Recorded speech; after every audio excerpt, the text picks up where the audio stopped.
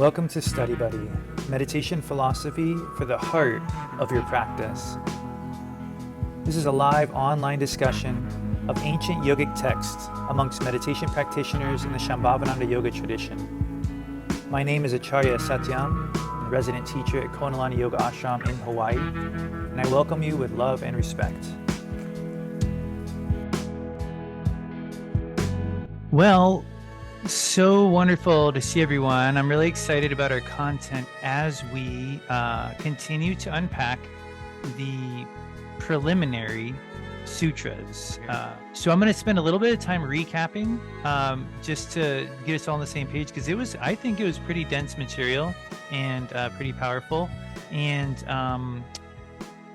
sort of going back through, I have a little bit more resources to add into the discussion. And then it'll lead up to a little bit of free writing. Hopefully they have a pen and paper nearby. Always good idea. And then, of course, some discussion.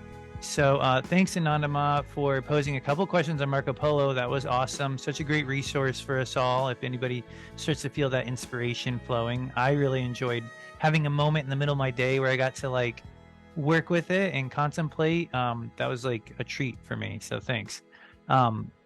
But yeah, let's sort of review. Let's just take a glance back at the material that sort of starts the Vijnana Bhairava off to, I don't know, you could say like a shocking start, right? And I'm just going to be sort of glossing over some of the material that we did yesterday. So it starts by Parvati asking Shiva a really straightforward question. Shiva, what is the real essence of the way we have to tread? And Swami Lakshmanju takes a moment to say, hey, that's literally how it's written. What is the essence of the way we have to march or to tread on this path, on the path? She names quite a few practices and techniques, some simple, some really complex, and says, Shiva, of all these techniques, what's the one? And then the shocking answer from Shiva that I think Bob got to read last week, which was fun, was Shiva says, well, actually, first, he says, this is the question of questions that you put before me.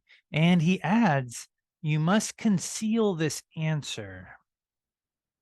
I thought that was pretty interesting. Two things there, that someone asking, what's the best way to practice? What's the way to practice? How do we know if we're doing it right? And he says, that's the question on everyone's mind. Okay, first I thought that was interesting. Okay, so for all of time, people have really wondered about that. But then the second thing is, why must this answer that he's about to give us be concealed? And for those of you who were here last week or watched the recording, you know the answer was sort of shocking. And I think that kind of shocking answer that he's about to give us is something that only a real practitioner would understand. You know, somebody who's really put in the time.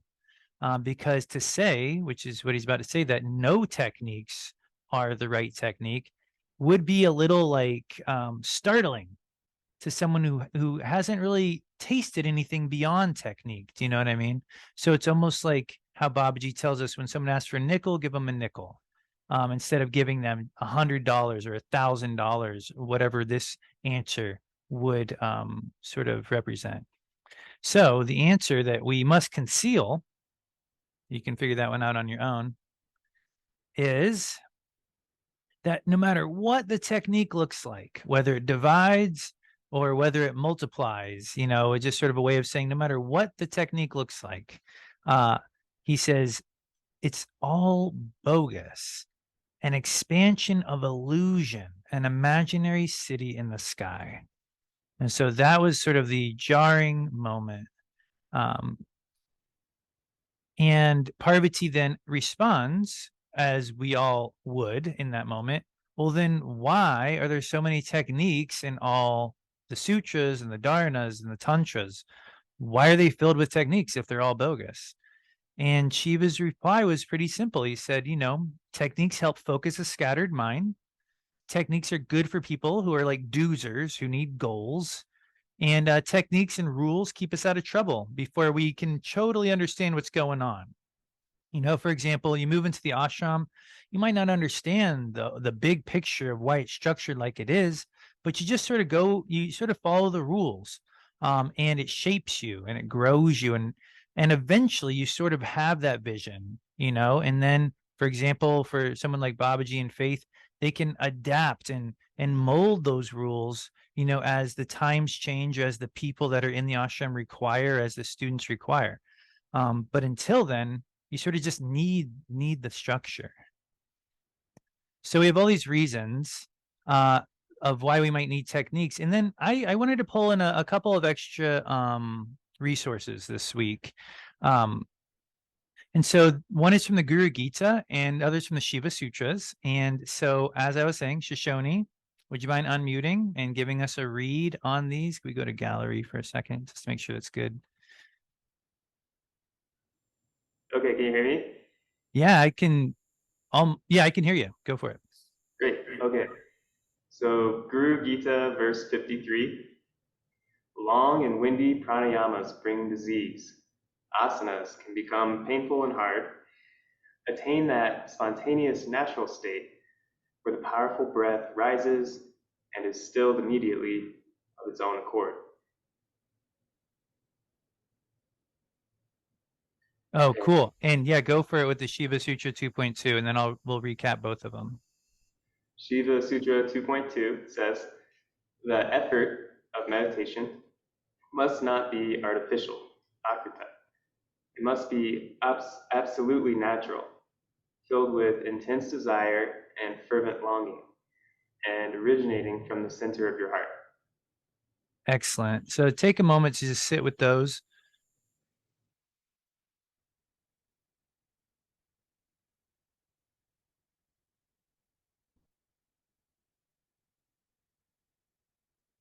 So maybe you've glanced at that verse in the Gita. Anybody sort of, yeah, you've seen it. Yeah. Okay. I see some hands. Cool. The idea is that even something that's supposed to cure us from disease, such as pranayama, can be done with a lot of doership, and that can create a lot of tension. Um, and so, or asanas. Asanas are meant to balance the body, but if you get too compounded on the technique of it, if that's all you're seeing, eventually it might lead to imbalance. And so the Gita in this case says, you know, seek that natural state, that spontaneous state that sort of occurs on its own accord. And so we're sort of encouraged to not be bound by the technique. And then in Shiva Sutra 2.2, we are reminded that the real effort of meditation balances these two things. It must be absolutely natural, yet filled with intense desire and fervent longing, yet originating from the heart, right? Just back and forth, a balancing of natural yet effortless effort. So everywhere we look in our tradition, we seem to be reminded of this. And really, isn't that the whole essence of the word non-dualism? You know, the idea that yes, we're in this world and we have to learn how to be in this world, but that can't be where we stop. We're not going to reject the world. There is this dualistic reality that we're all a part of, but there's something more to it that we're seeking. So we're going to keep seeing this. And Shiva is taking a lot of time right here at the get-go to make sure that the dharnas that come after this don't get mistaken for just more mind stuff, right? More techniques. All right. And that brought us to sort of our last little recap moment here, which was the story about the Bonzo sword. And I won't go through the whole story again, but boy, aren't stories delicious? Aren't those fun to do? Isn't it just like you're like, oh, well, life's so easy when I'm listening to a story. Um, so maybe I'll recap it a little, but basically, this guy wants to learn how to be a master swordsman, and the teacher notices that he has all the qualities that we were talking about earlier, all the qualities that signify someone's about to get lost in technique. He wants to do it quickly. He wants to see how fast he can learn it. He wants to do it on his terms, and he wants to only learn about swordsmanship. So the teacher's like, yeah, that's he sees that this isn't going to work. And he says, oh, that's going to take you 10 years. And the student's like, no way. And he's like, oh, well, then it'll take you 30 years. And the student's like, what? And he goes, 50 years, and the guy's like, oh, okay, I'll do it how you want me to learn swordsmanship, and basically to me, it sounded like almost like moving into the ashram. You move into the ashram, you think, I want to be enlightened. And what do? You work in the garden, you do dishes, you make beds, you weed the bamboo, you water the cacao, you do all these things that don't appear on the surface to be leading to enlightenment. It's the Karate Kid kind of mentality, wax on, wax off. And 3 years into this, his teacher, he's this guy's washing a dish, and he's like, man, am I ever gonna learn how to be a swordsman? And his teacher jumps out from behind him and whacks him with a huge wooden sword. And the guy's like, what was that? And the guy's gone. The teacher's gone. Bonzo splits. And then the next day, he's like weeding in the garden, and the teacher jumps out of a tree and whacks him with another wooden sword. And then he runs off. Um, and so the story goes that this student eventually had to learn how to find his center in any situation, that he couldn't become dependent on any one technique in order to find his center, and that was his source of growth. That's how his teacher taught him. And so for the last year plus, Babaji's been emphasizing for all of us, like, release technique, release doership, yet find your center, And so that story of the taste of Bonzo's sword, is there to sort of remind us that technique itself is not the problem. It's becoming dependent upon technique. It's losing sight of the goal that we're really trying to avoid. We need technique, we need structure, but we also need to reach beyond it when we're capable of doing so, right? So that brought us to the metaphor that concluded class, which was the idea of technique being the sugar coating on the medicine.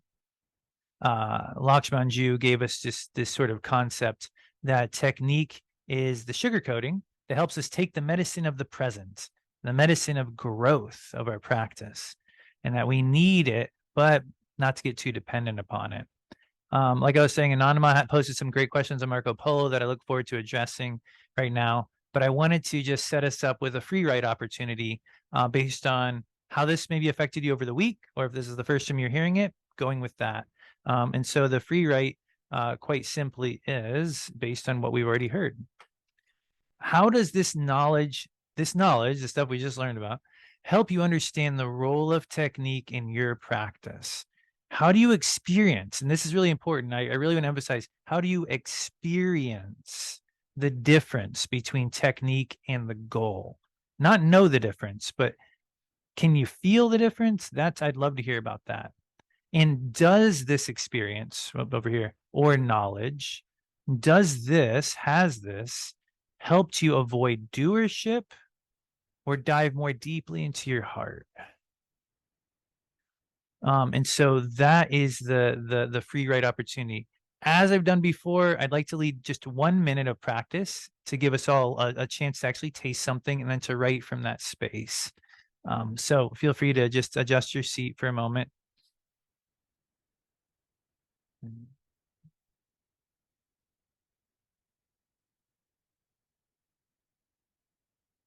And we'll take a moment and feel the first technique that we're always presented with in these teachings is deceit.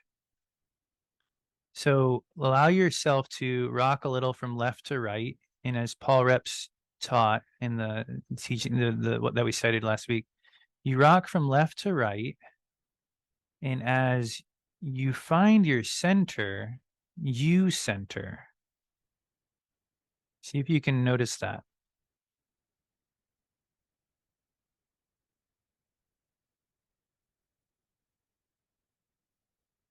So you used a technique to find your physical center,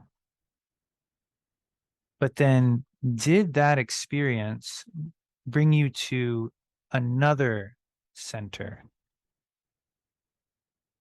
So it's not like you would just rock back and forth to keep finding your center over and over and over again. Once you arrive, now what?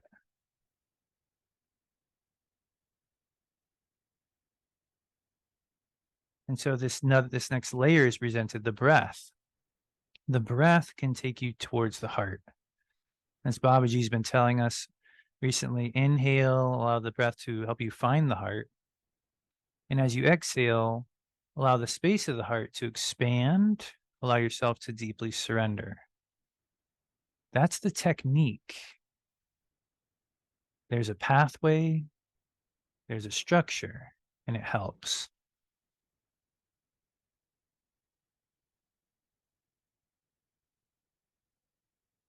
But the actual experience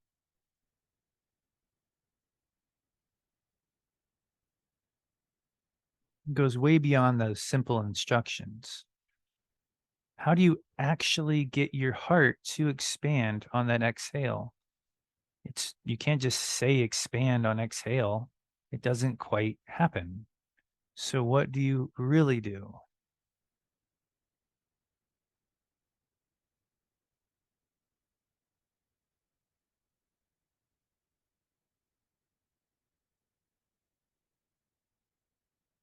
This is the medicine, the medicinal aspect,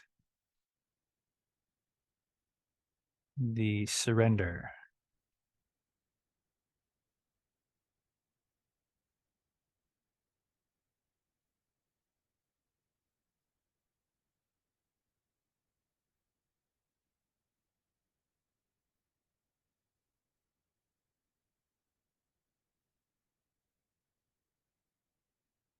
And just to give us a little bit more to chew on, repeat mantra silently with your inhale and with your exhale. No matter what mantra it is, just find the inhale and exhale, repeat it.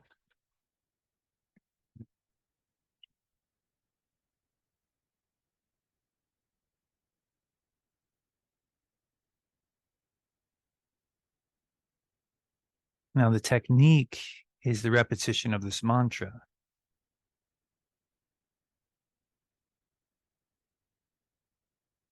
But the experience we're seeking, where's that?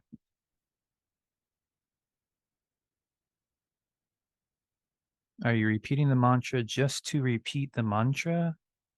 And if not, if there's something more to it, what is that more and how do you access it?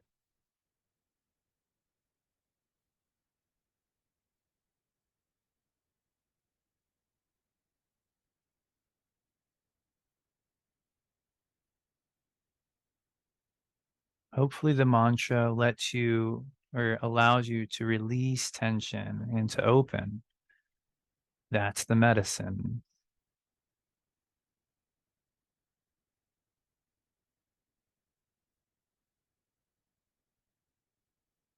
And so from this space, we'll take 2 minutes to write. Remember, free writing is about unabridged.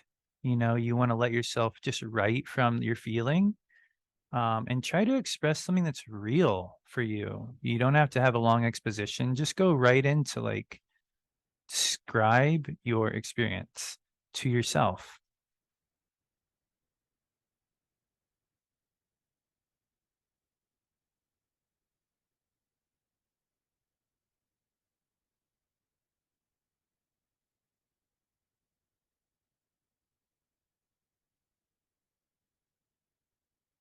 I'm going to put those drums back on.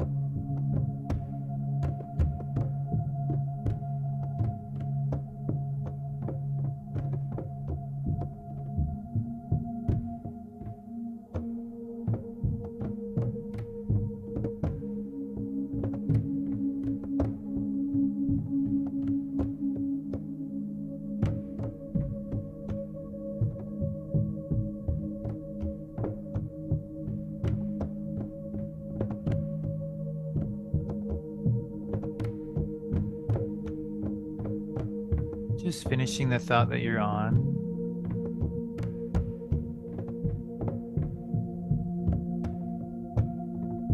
Taking a moment to reread what you wrote, sort of respect the process. Underlining a keyword or phrase that stands out to you and sharing that in the chat box if possible.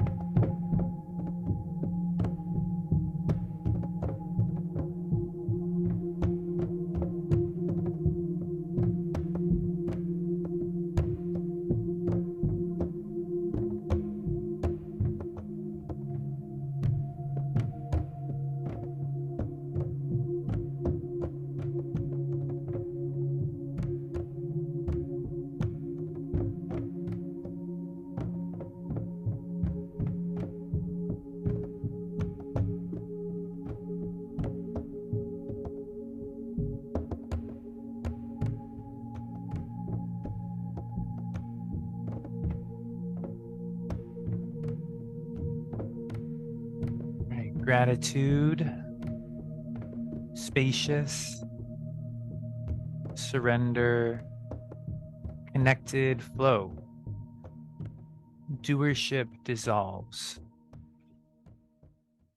A throb in the heart that the mind can't describe. Joy rising. Oh.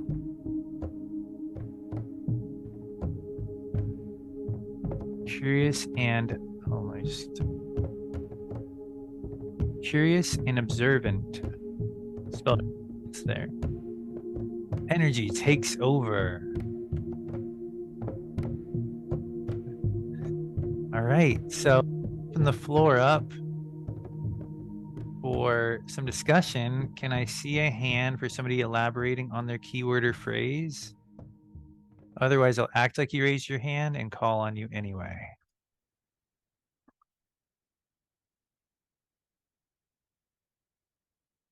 Marcella actually raised her hand, by the way. Okay, go for it. Yeah, well, surrender was the big thing that was coming up for me when we were sitting, where it was like applying the technique of the seat and the breath and then the mantra like really helped to focus the mind, but then I had like surrender as the final key that really like takes you there. It was like at that point that I could just feel like the heart opening. And then as soon as the mind starts to click back in again, it's like the heart kind of like zips back up. And then it's like that surrender again that helps to like just releasing it all is what really is like the last step that's needed to make to really feel the heart expand and open. Nice. Just sitting with that.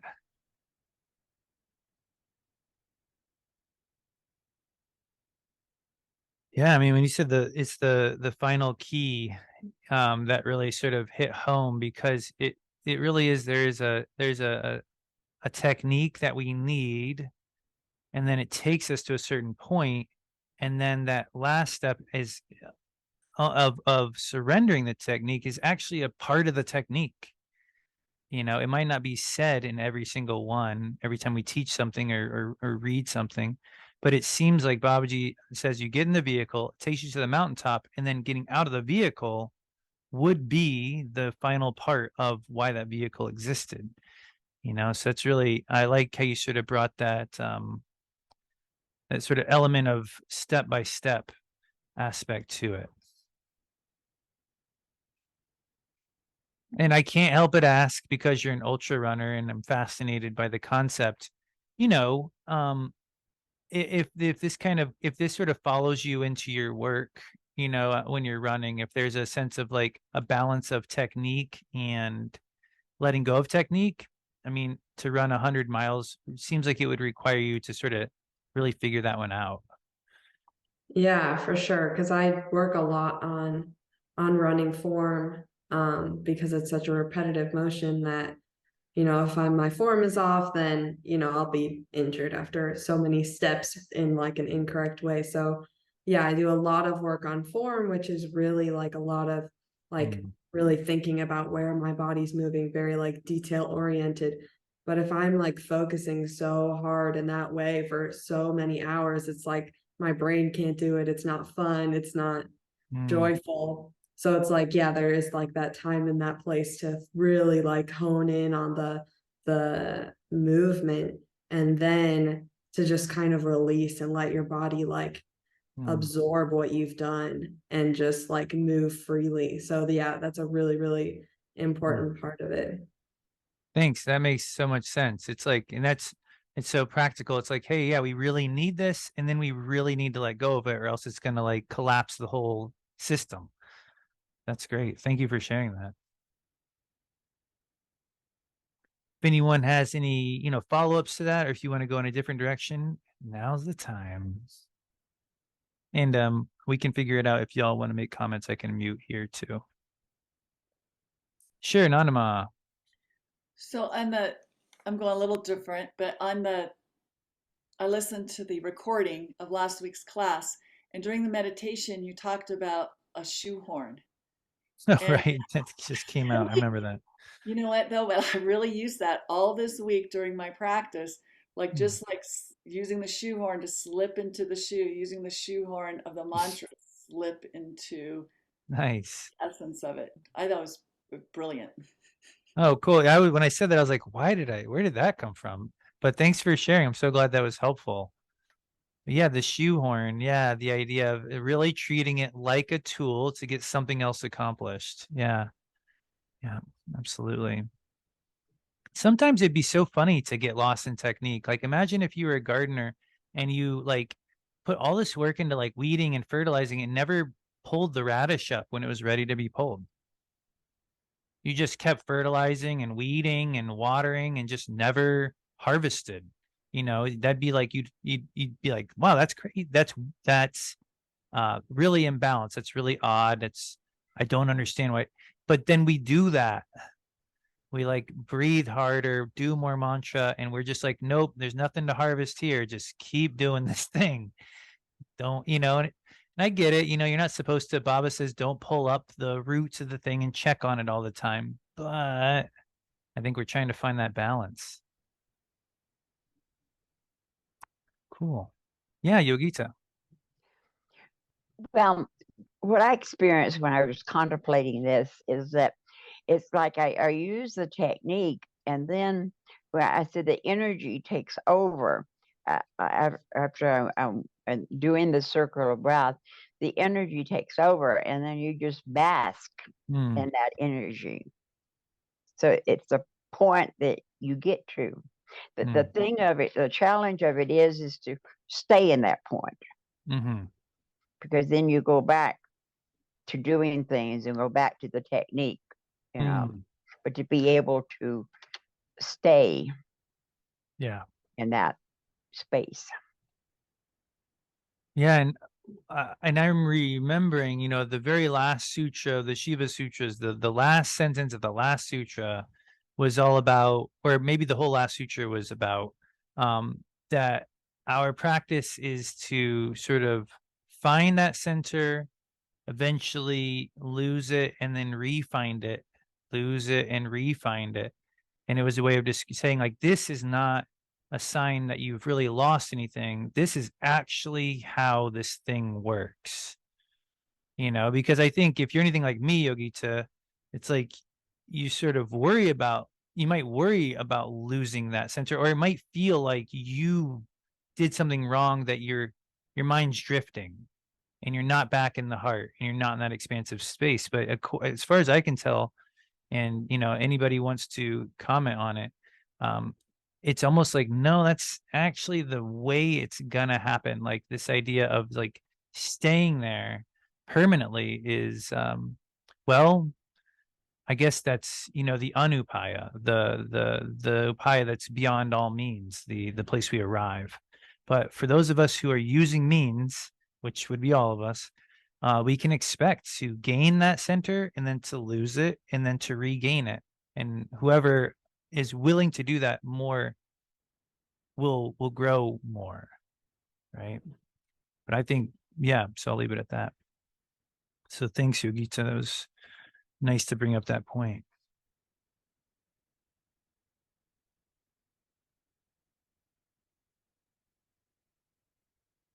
Was anybody alarmed by this concept? Was it, I will raise my hand and just say, I was like, it felt like every practice I did, there was this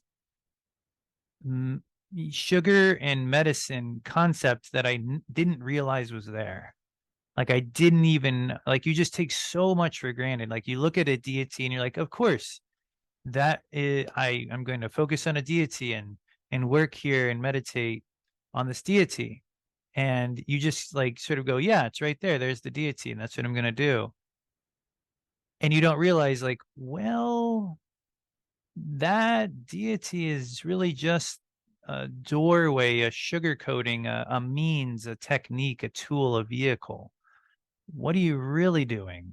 Because that really was a wake up call for me. Like I was telling you last week, a whole puja, I was like, geez, every single thing I'm doing is really symbolic. Like if there's nothing happening here, then I'm just literally like waving candles and offering rice. But I mean, yeah, to me, I was realizing how easy it is to like almost your whole practice can almost take place on this sugarcoating level if you don't like take note of it.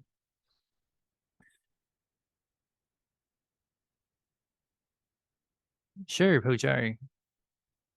One of the questions you have is, can you hear me? Yeah. Does it help you avoid doership?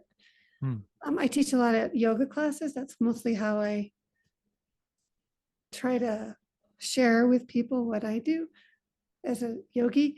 And one of the things that I've been working on lately is gratitude for myself and for the students that come. And at the beginning, there is this doership, right? There's this, oh, I like the socks that I put on my feet today. I appreciate the backdrop of the foothills, and there's a little dog park and puppies are playing, and they, and I try to find things that we feel gratitude for. But then at some point I let go of the things, little items coming up, and then just feel the gratitude without form. So yeah, for me there's doership, but it does help me dive more deeply into my heart when I can cultivate that, let go of it, and then stay with the feeling. Yeah, it's a great example. I would say that's one of the strongest examples I think that we like people that each of us has probably encountered, because in that one practice it's so specific. Like start with these things, find these things, and then at some point transition. And because it's sort of presented to us as like, oh, this whole thing's the gratitude practice, you sort of go, oh, that's a part of the gratitude practice. But it's rare that we might apply that concept to other like practices like mantra, or even working with our heart, or a murti or a puja, that you would start with this, but you would eventually, there would be a transition in there somewhere. Yeah, gratitude's a great example.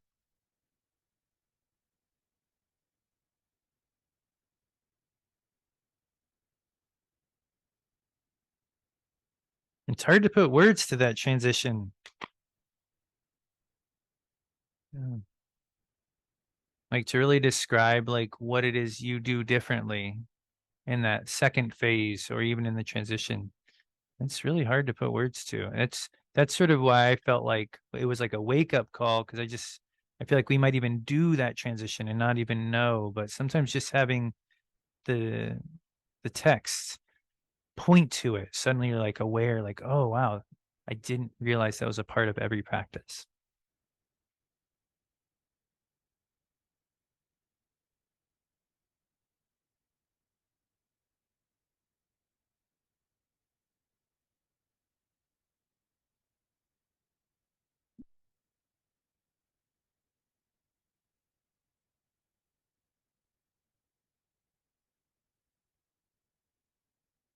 And Anandama, I know you had a question on Marco Polo that I said I would address tonight. Did you still feel that question about the idea of like, can you just take the medicine straight without the sugar? Does that still interest you, or how's that going? Well, I think you've kind of answered it Oh, okay, cool. today. So thank you. Right on. Yeah, I think essentially the upayas are structured so that there's a little less sugar coating on the Shambhava upaya, if at all. And that would represent really just, being in the practice and not needing a lot of external support. The Shakti upaya would be sort of that middle ground, where there's a little bit of support and a little bit without. And then the Nava upaya would be, where there's a lot of support. And I think it's important that we never really like try to manipulate how much sugar coating we're doing with our practice, but rather just try to just connect. And something that your question inspired in me and made me realize was like, we don't want to like push away the sugar coating. It's like if it's there, use it, absorb it, transcend, and connect. But that it's not really something that we have to decide on. I think the upayas, we just magically move through them as we practice. We're not having to like say, which upaya am I in? How should I be practicing? But rather it's like, we just got to use the practice we're given, that we're being presented with, and just use it and go towards the goal with it and just let it fall away. But that was just something I wanted to mention in reference to your question about like whether we can just take the medicine directly. And it's like, yes, but always check in with how you feel. Because if you need a little sugar coating, we should give it to ourselves. Sure. Anju, you can finish up our discussion session. Yeah, thanks, Sachin. Something that you were just saying, I was like trying to find words or seeing what was coming up, and it really kind of hit to my experience. It's that idea of not needing to worry about it. And I think that's why for me this has felt so joyful, because I feel like, prior to us like discussing so much like we have throughout this year about sort of like letting go of that doership, it was so much focus ended up on being, whether or not I was like doing something correctly or help, I got stuck in my head with technique a lot. And so this has really helped me just let go of needing to understand or do anything with it. It's like just kind of have some faith, lean into it, and trust it's going to take you where it needs to go. Yeah. It's okay when you really need, to kind of dig into that effort a little bit to get there. It's okay when you don't. It's not really about that. And that's been really joyful for me to sort of be able to just kind of lean in and trust that I'm going to get to where I need to go, and that I'm not in it by myself and it's not really about me. Thanks, Anju. That's really inspiring.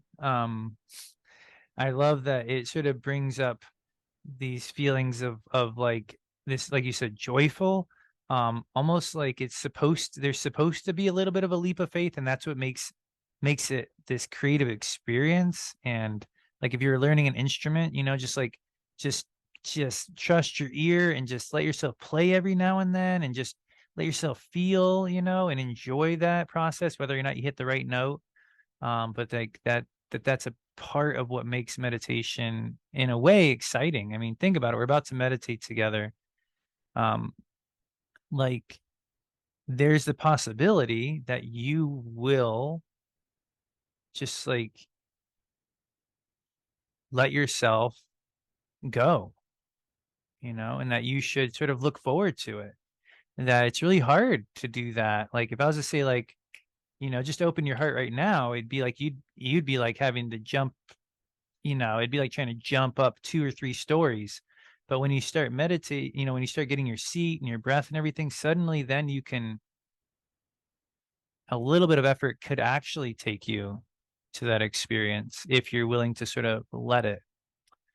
So I think it's a great spot for us to transition. So please shuffle around in your seat, adjust your seat, get ready for practice.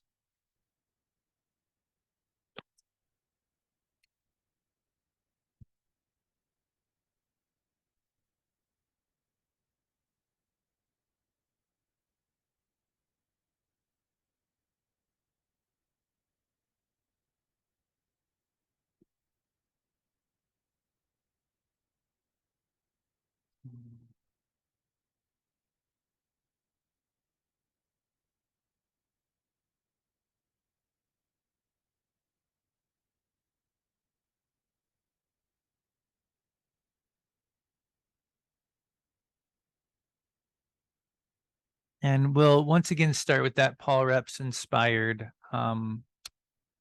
approach to stillness in our seat, which is, balance is a part of everyone's life, and shifting from left to right, you can notice that balance might be this external technique, but it also has internal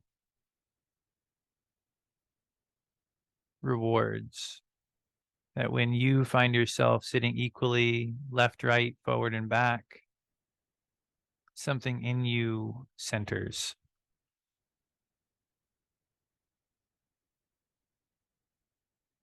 And that is sort of what allows you to move into the next kosha, the next layer of our awareness, the breath.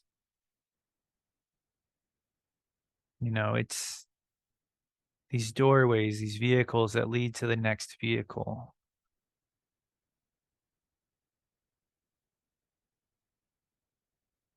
And the breath itself can also be balanced. As the Guru Gita told us earlier, we should seek that spontaneous breath that rises and falls of its own accord.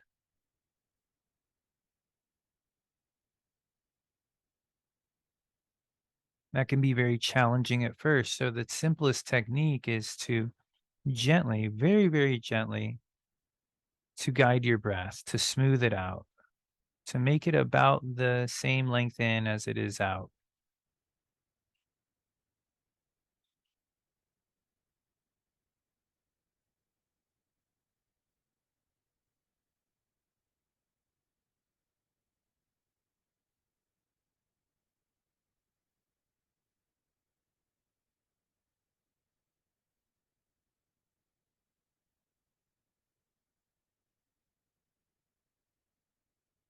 And right away, the mind might drift, and you have to go right back to, okay, smoothing out the breath, making it even in length.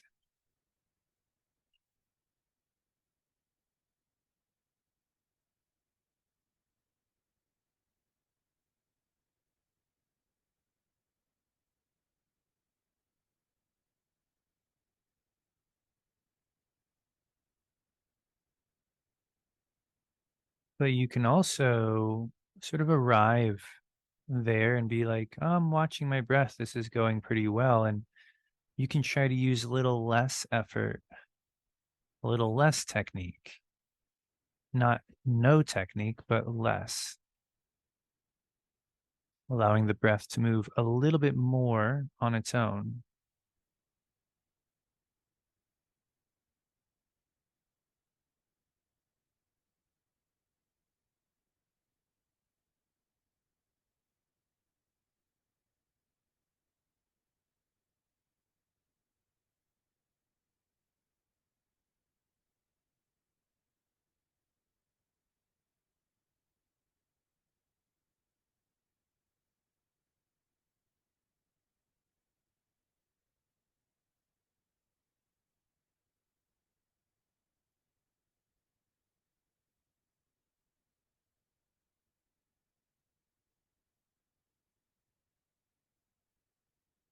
And to support you in this, you can use mantra. It should help you feel the breath each time you breathe.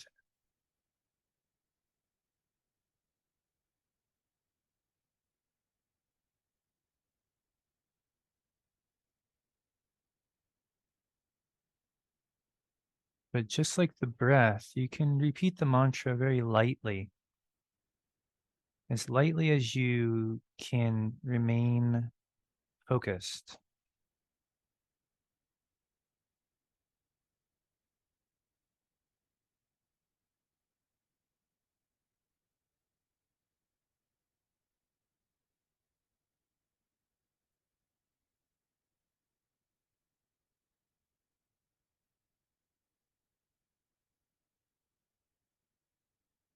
Because where the breath and the mantra are leading us is to the heart. They're not leading us in circles, they're leading us inwards.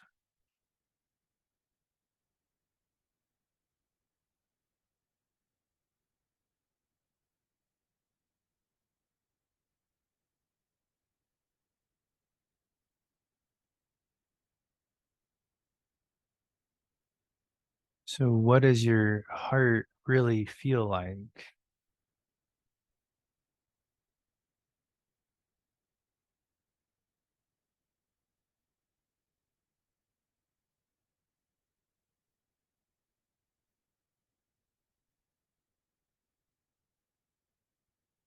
Allow your awareness to be drawn towards the heart as you inhale.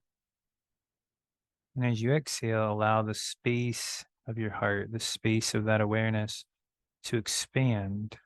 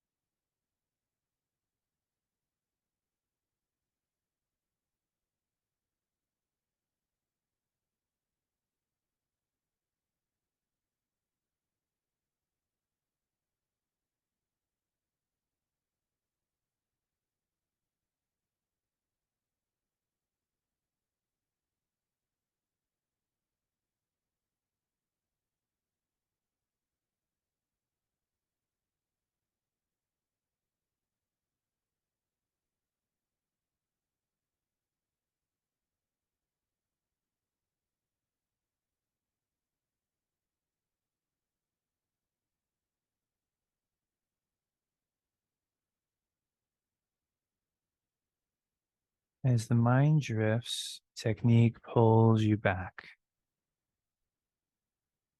As you're able to remain centered for repetitions of breath or mantra, you start to go in. You don't have to stay at the surface of the technique.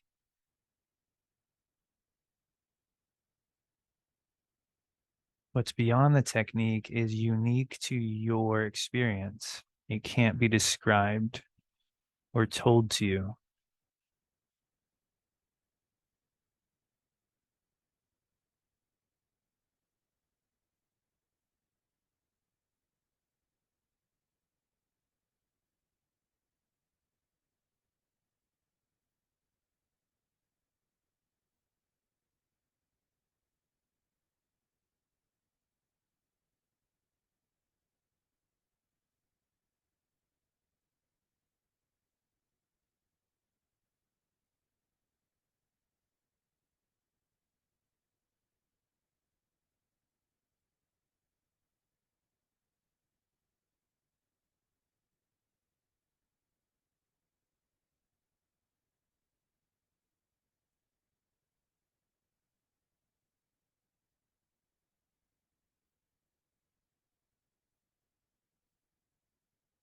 Find the balance. If you need more technique, use it. For example, having the eyes open with the gaze soft, breathing a little bit with more effort, sitting a little taller. Find your balance and then go into it.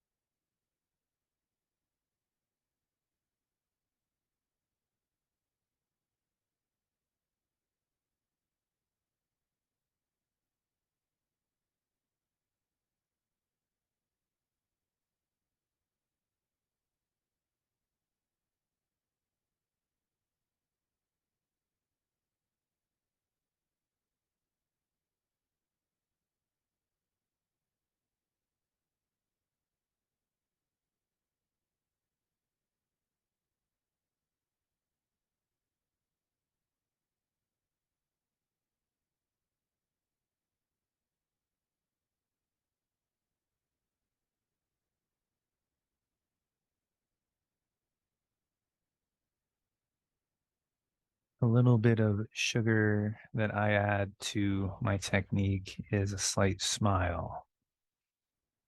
I find that it keeps everything going up.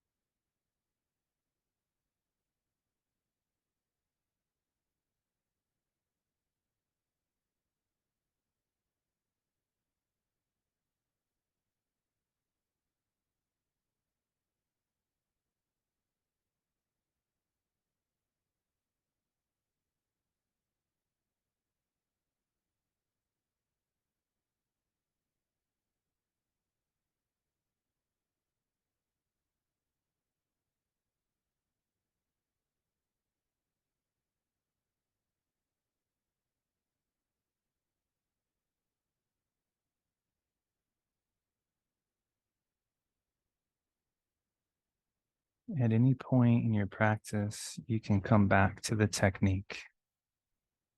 You can put your energy and your awareness there and know that it's going in the right direction. And once you feel momentum, you feel yourself going in that direction, then you can start to soften.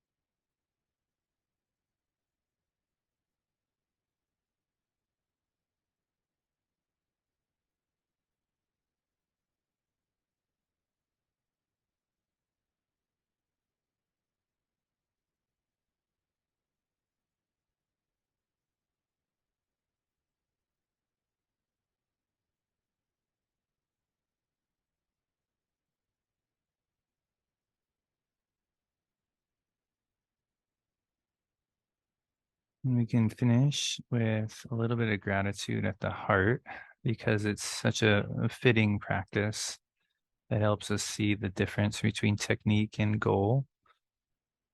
And just think of one or two things that you're grateful for, maybe today or this week. They have to actually mean something to you. They don't have to be big or small, just meaningful. And then feel the transition. Feel why we do this.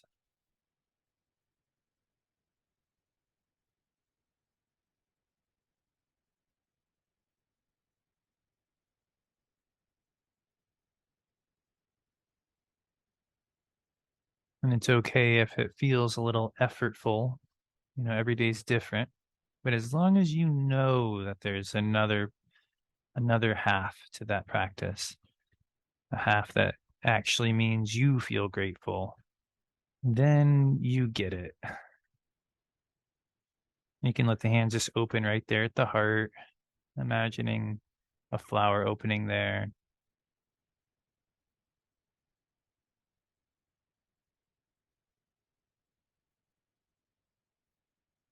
Right. Namaste. Thanks everyone for your focus and attention.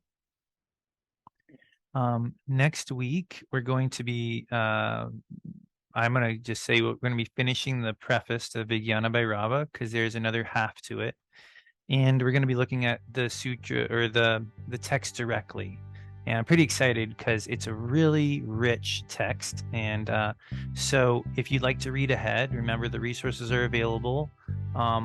You know, where you get the recordings on konalaniyoga.org. Click on Practices Podcast, go to podcasts, and you'll see a link for the text. But we'll also have them on the screen here as we go.